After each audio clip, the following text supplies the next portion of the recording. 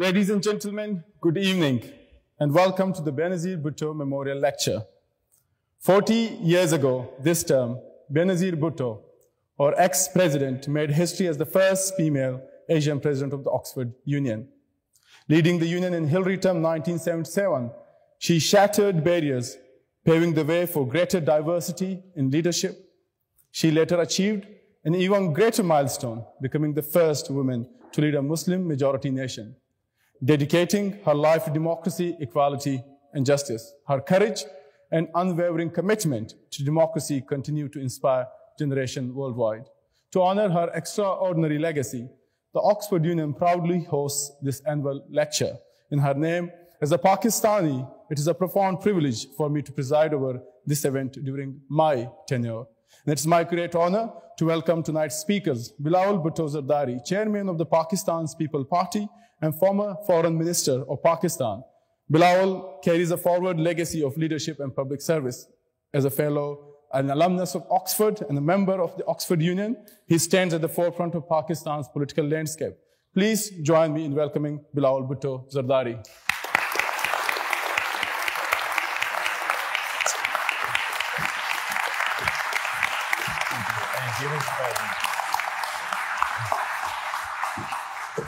You can do the lecture there. I go straight? Yes. Okay.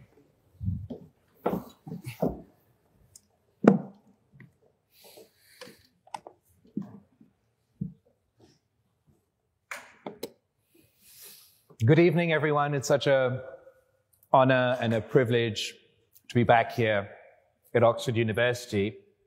Before I start with my memorial lecture, I want to take a moment to recognize that our very able, capable president of the Oxford Union is also from Pakistan, but at the same time, the librarian of the Oxford Union is also from Pakistan. The treasurer of the Oxford Union is also Pakistani, and I believe the secretary of the Oxford Union is now also Pakistani. So I'm having a real Empire Strikes Back moment here at the Oxford Union. And obviously, it fills me with a great sense of pride. My mother, Shaheed Mohtamma Benazir Bhutto, was born on the 21st of June, 1953. The longest day in the year. And as her son, I don't, without a moment's hesitation, it's almost like the sun refused to set the day she was born. Benazir means one without equal. And that she really was. Obviously, you know, or you may know, that she went to Harvard at the age of 16. Then she was here at Oxford. She was elected the first Asian woman to be president of the Oxford Union. I'm assuming the first Muslim woman to be president of the Oxford Union, and only the sixth woman ever to be elected to the president of this prestigious society. She then went back to Pakistan at the age of 25 to lead the resistance against Pakistan's the most brutal dictatorship we've seen in all our history. And given that Pakistan has spent half its time directly ruled by the military or under dictatorship, that's not any small feat. After leading that resistance in the fall of the dictator, she went on to become the first woman elected to lead a Muslim majority country. She was prime minister not once, but twice, and ultimately and tragically assassinated when she led her final campaign against dictatorship and violent extremism. I was born in 1988. And in that 1 year, my mother, finished her first book, gave birth to her first child, and led and won her first national election campaign and became the Prime Minister of Pakistan, all at the age of 35. In 1990, she was the Prime Minister of Pakistan for the second time. And my sister, Bakhtawar, was born, and she was the first child born to a sitting Prime Minister. In fact, I didn't realize this until recently, she was the only child born to a sitting Prime Minister until Jacinda from New Zealand broke that record as well. So not only did she achieve all that, something that you take for granted at the time, but now looking back is all the more astounding. She also managed, much to my chagrin at the time, to make it to about 90% of our PTA meetings. We would have dinner as a family whenever she was, we were all in the same place, every night together. Every Friday, we'd do our Friday prayers and go to the mosque and read the Quran. And honestly, in the 19 years that I knew her, I can't remember one day, just one day that she took off because she was sick or she had a flu or nowadays Gen Z have mental days, not mental days, mental health days. Not one. So yeah, Benazir, literally, one without equal. And honestly, don't laugh, but honestly, if there was one word that I would use to describe her, it's just good. Like good. In the purest sense of the word. In every imaginable way, she was just good. Both in the grander good versus evil sense of the term, but just down to how she was as a person. I don't know how, okay, for example, we're here at the Oxford Union. She went on to be a politician. She was the politician while she was here, I guess, in the Oxford sense. And you all know the term hacking, right? I'm sure you love them for that. Can you imagine being a politician, a national, global politician, and never actually hacking? She didn't just make small talk or pleasantries, she had a genuine connection with each and every single person that she met. She would remember you, your family background, whatever you talked about. She would stay in touch with you. This is before social media and Instagram and Twitter and with BBM and email. It's not humanly possible. I can't do it. In fact, being a politician, I completely understand why the term good is not associated with politicians by and large. And I would honestly often advise or stress that no one should view politicians as good or evil. You should view them as human. But she was honestly the exception that proved the rule. I remember asking her, must have been 17, maybe 18 at the time, and we were at the dinner table, and I was like, so your grandfather was hanged, your brother was murdered, your husband just spent 8.5 years in prison. So when you're prime minister, why don't you do this to all the people who are putting you through all this difficulty right now? And she sort of thought for a minute, and she's like, well, there's 24 hours in a day. And either I spend those 24 hours exacting my revenge, or I spend those 24 hours getting something done, and that's what I choose to do. Obviously, I was expecting, full-on Sheikh Hasina vibes, but no. She didn't have an evil bone in her body. The criticism, the vitriol, the opposition, I've witnessed firsthand the onslaught of political, personal, sexist, just a whole host of hate that was responded to with just a smile. And it was that thinking and that logic that when my mother was also assassinated and my world fell apart and cameras were shoved in my face, and it was a dictatorship at the time, and we were all pretty clear, we knew why this happened, that motivated me to say that democracy is the best revenge. Because she didn't teach us vengeance. She didn't teach us how else to take revenge.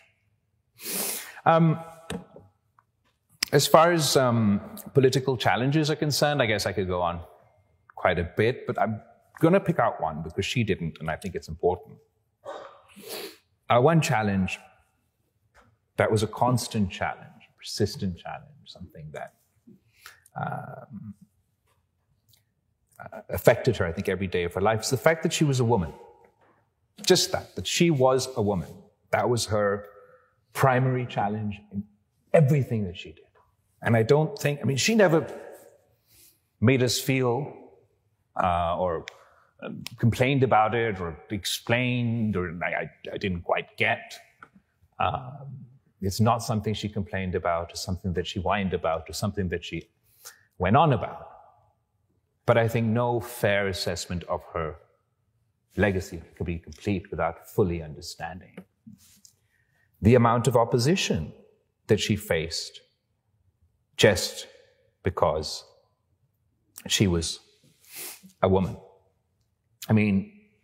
History is written by the victors, and in the age-old conflict between patriarchy and equality, unfortunately, we're still living at a point where history is mostly written by men.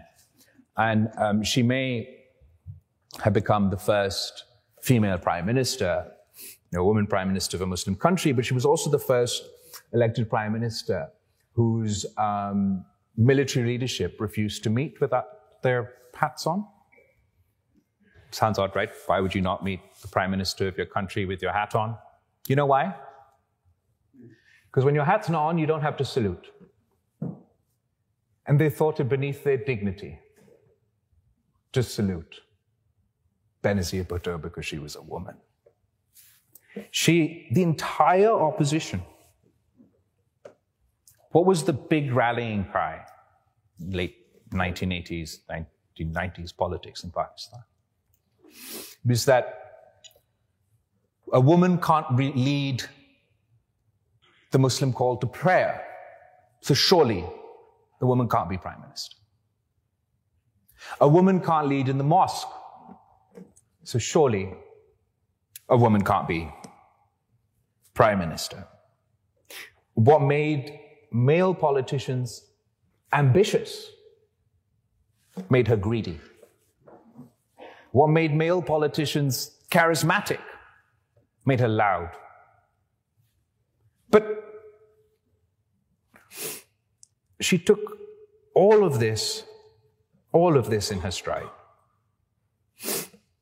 She faced it every day of her life, but not once did I hear her make this as an excuse at home or complain that if only I was a man, things would have been a lot easier. So much so, she was a victim of the patriarchy, so much so that one of the justifications for her assassination by extremists too was that she was a woman. But as I say, she never mentioned this. She never saw herself as a victim. But obviously, being a woman played a massive role in her life. She just took all of this in her stride.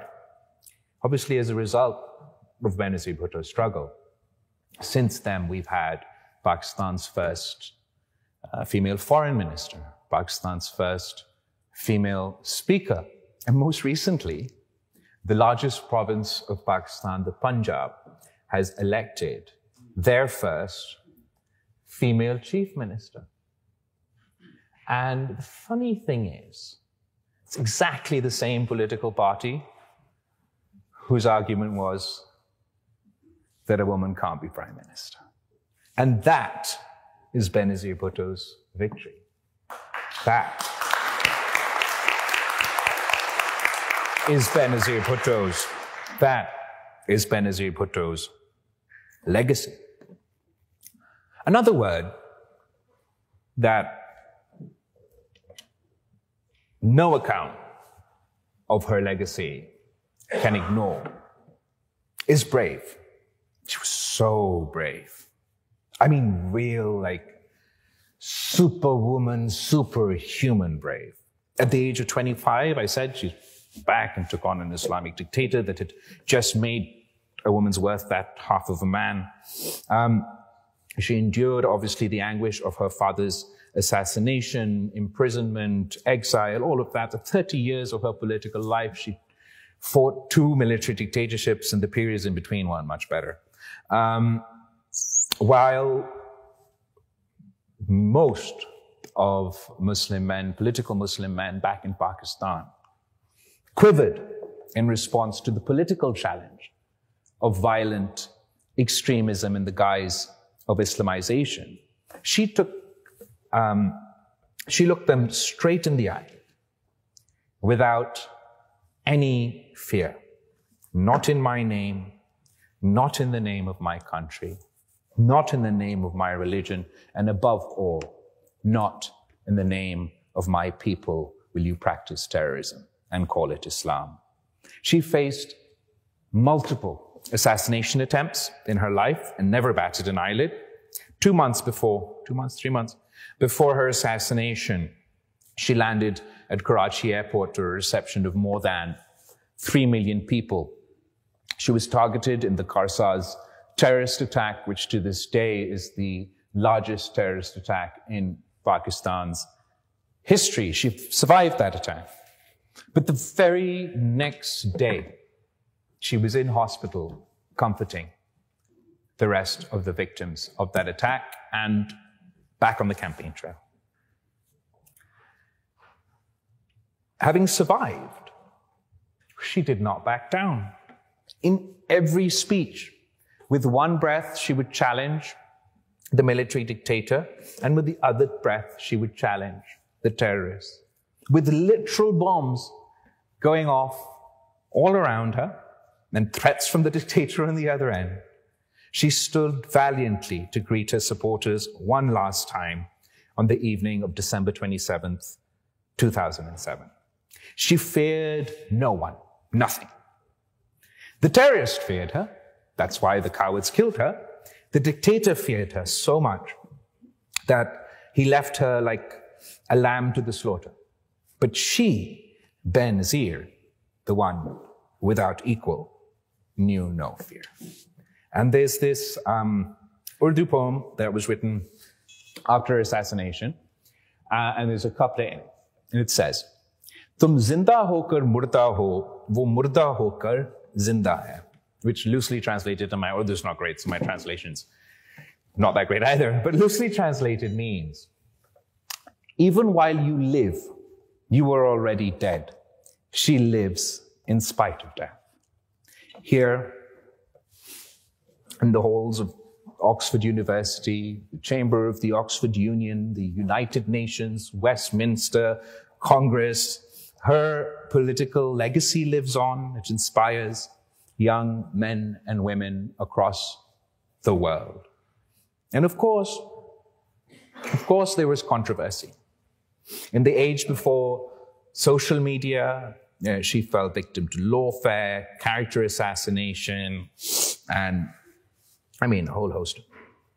Up until her dying breath, actually. Ultimately, all such charges were put to rest in the courts of law and have found themselves in the dustbin of history. But regardless, No leader in history worth their salt has come without controversy, and we shouldn't expect the first Muslim woman prime minister to be any different. In fact, she would not have been Benazir had she not been controversial, if she had made no enemies along the way. And that takes me to my favorite Netflix quote from The Crown, which I really think just really said something. You have no enemies, you say. Alas, my friend, the boast is poor. He who has mingled in the fray of duty that the brave endure must have made foes. If you have none, small is the work that you have done. You've hit no traitor on the hip. You've dashed no cup from perjured lips. You've never turned the wrong to right. You've been a coward in the fight. And a coward she was not. Benazir Bhutto's life was not simply a political journey. It was a testament to resilience in the face of adversity, to hope amid despair, to an unshakable belief that the destiny of a nation could and should be shaped by its people. She stood for a Pakistan that was democratic, progressive, and inclusive, a Pakistan that honored its founding principles rather than betrayed them. She was the first woman to lead a Muslim-majority nation, but her fight was never just for women alone. It was for all those who were silenced, all those who were marginalized, and all those who believed in a better tomorrow. When she took the oath of office, she did so with the knowledge that her very existence in that role challenged deep-seated prejudice. And yet she stood firm. She faced conspiracies, military interventions, exiles, and even imprisonment, but she never surrendered.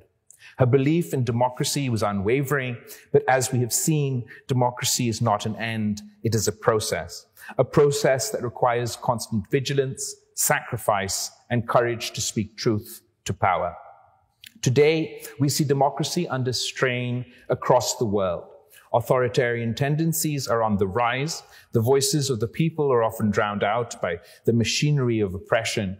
Even in countries where democracy was once thought unshakable, we see polarization, disinformation, and erosion of civil liberties. But if my mother's struggle taught us anything, it's democracy is worth fighting for. It's not the privilege of a few, it's a right of all. It's not a gift that is handed down, it is a right that must be constantly reclaimed. Pakistan's own democratic journey has been one of struggle and sacrifice, and yet we persist. As we reflect on my mother's struggle for democracy, it's important to acknowledge the crisis facing Pakistan today. Today's opposition argues that the tools once used against her, political engineering, judicial manipulation, media suppression, are still being deployed. But the context is vastly different. In her time, these tools were wielded to undermine a democratic leader, one who fought for constitutional rule, the supremacy of parliament, and civilian governance. Today, they are allegedly deployed against a populist autocrat whose politics stand in stark contrast to the democratic principles my mother's championed. During the current opposition's time in power, they eroded democratic norms rather than strengthened them. They openly embraced authoritarian tendencies, used state institutions to target their opponents, attacked the judiciary when it ruled against them, and sought to undermine the very parliament they were elected to lead. Their government cracked down on dissent, curtailed press freedoms, and systematically marginalized opposition parties. Even now, while they present themselves as victims of political repression, they fail to acknowledge that the very mechanisms allegedly being used against them were legitimized and weaponized under their own rule. This is not to say that Pakistan's democracy is thriving. Far from it. The political landscape remains fraught with challenges, and the space for genuine democratic discourse continues to shrink. And equating what's going on today with the democratic struggles of leaders like my mother is just not historically inaccurate. It's a dangerous distortion. The fight for democracy is not about individual personalities. It's about institutions, principles, and rule of law. A true democracy does not serve the whims of one leader, nor does it crumble when they face legal or political accountability. Pakistan's future cannot and must not be dictated by populism, authoritarianism masquerading as reform. It must be built on constitutional democracy, on an independent judiciary, a free press, and the empowerment of its people. The lessons of my mother's legacy is clear, that democracy is not about any single leader. It is about a system that guarantees the rights and voices of all. And that is the fight that must continue today. I stand before you, not just as the son of Benazir Bhutto, but as a Pakistani that believes our country has lost its way and deserves so much better. My mother's vision for Pakistan was one where democracy flourished, where economic opportunity was available to all, where women are empowered and where minorities are protected and extremism has no place. That vision is still possible, but it requires courage, unity, and resilience. Pakistan must reclaim its democratic promise. It must uphold the rule of law, protect fundamental freedoms, and ensure that power rests with the people. This is not just Pakistan's struggle. It is a struggle for every nation that believes in democracy and justice. The people of Pakistan have the right to demand a better future. They deserve a better future than what the Pakistan's populist opposition record shows that they would do if they were back in power, and they deserve better than what the current government is delivering to them today. They also certainly do not deserve another military coup. So what are our options? For those of us who believe in Shaheed Mohtarama Benazir Bhutto's legacy, in a peaceful, prosperous, and progressive Pakistan, at peace with ourselves and our neighbors, unconfined by our internal political dysfunction, Pakistan's potential unleashed on the world stage would be formidable. That is exactly what the people of Pakistan deserve. 65% of our population is under the age of 35. And much of them have become delusioned with the direction our country is taking. I too feel myself asking, what is one to do? Caught between the devil and the deep blue sea, between out-of-date status quo politics on the one hand and egotistical authoritarian populism on the other. It's times like this that I would give anything to be able to turn to my mother for guidance, for advice. I do know, as my mother's son, I can't just accept the way things are. I'm not going to presume to know all the answers.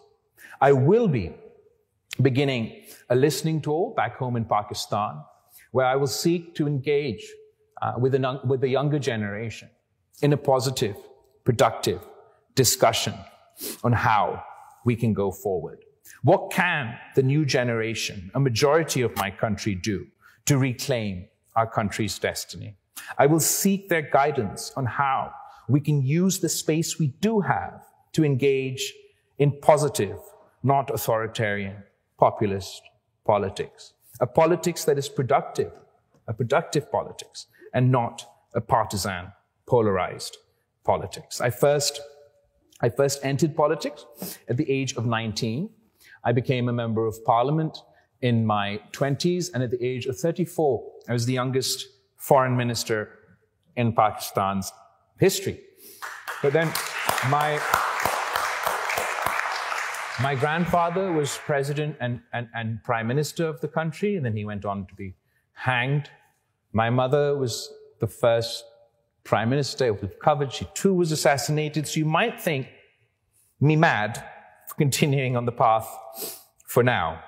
Then again, I'm Benazir Bhutto's son, and that will never change.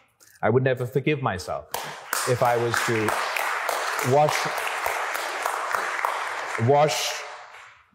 was to wash my hands of everything now, especially given where we are as a country today. My country too deserves to become Benazir Pakistan, one without equal, and I am committed to continuing her work no matter what it takes. As far as Benazir Bhutto's legacies, politicians leave legacies, and Benazir's politics will have a legacy. But this sort of galaxy's worth of politicians across history, only few managed to do what she has done. And she's moved on into legend. She has, and that, I would say, is her legacy. Thank you, everybody.